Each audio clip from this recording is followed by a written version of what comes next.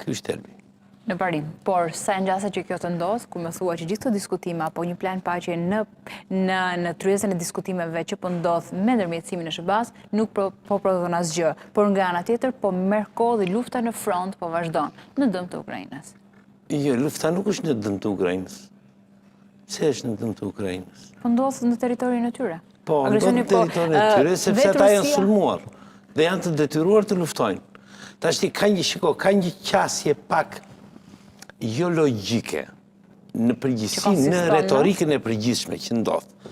Ukraina është një ka shtet popull që do paqen është Ukraina, sepse janë shkatëruar, janë vrarë, por ata e duan paqen me një kusht, që të kenë territoret. Në rast se nuk u kthejnë territoret, ata do vazhdojnë luftën.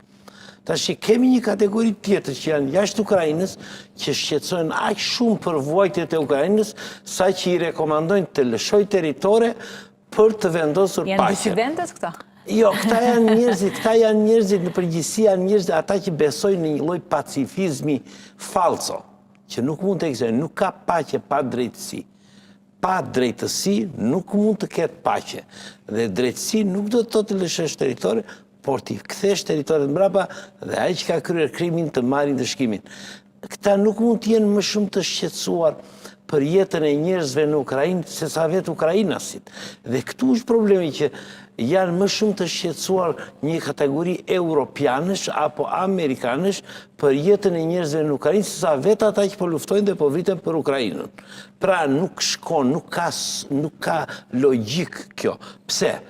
Thelbisht, në qoftë se jemi aleat me Ukrainën, duhet të ndihmojmë Ukrainën sipas kushteve që ka Ukraina. Në qoftë se dikush do të ndihmoj sipas kushteve tua, jo sipas kushteve që vë vetë, sepse kjo nuk është mendim.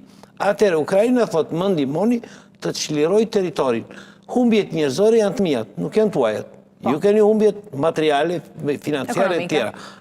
Këto e thonë jo, ne nuk të ndihmojmë se ti po humbet njerëz. Se kupton, ata kanë anën e territoreve, nuk kanë anën e njerëzve. Natyrisht duan paqen, por që kjo është një lloj qasje jo realiste. Dhe ku çon e gjithë kjo qasje? Kjo çon një pikë që një kategori njerëzish me ndërgjegje, një kategori njerëzish pa ndërgjegje, duke nisur nga parime pacifiste, në fakt nuk çojnë gjë tjetër vetë se çojnë në mbështetje morale të Rusisë. Sepse të deklarosh në këtë fazë që është lufta, që Ukraina u mund, Rusia i mori territorit, Rusia i ka pushtuar territorit. Dhe ky është fakt, por nuk i ka marrë, se në qoftë se do t'i kishte marrë, nuk do të kërkonte një plan paqe, sepse i duhet një akt politik që t'i marrë. Jo, më qëndro pak të pashkuar tek akti politik. I ka pushtuar, por nuk i ka marrë. Apo tenton, apo a ka bërë ndërtime në zonat e pushtuara? Edhe njerë, është tjetër gjë. Pushtusi e ka për Çfarë detyrë të ndërtoj, të zbatoj ligjin, ka detyrime pushtusi pas konventave ndërkombëtare. Nuk është pushtusi shkatëro dhe largohu. Pushtusi, quhet vend pushtues, ka detyrime dhe ai është i detyruar të ndërtoj, të krijojë sistem arsimor, ka detyrime. Për mua që jam ukrainase, në këtë parim, apo për ty që je vetë ruse ke pushtuar? Jo, për çdo pushtues, në territorin që ka pushtuar ka detyrime. Nuk është thjesht pushtues që vetëm shkatëron dhe pastaj në momentin që ka kryer pushtimin, ka detyrime ndaj vendit që ka bërë pushtimin. Më qëndro pak këtu ti lutem vetëm se nuk do që të ndërpres nga linja logjike, por në këto rindërtime, kush do t'i përfitojë kur nesër të kemi një plan paqe dhe më themi një paqe të qëndrueshme në Ukrainë?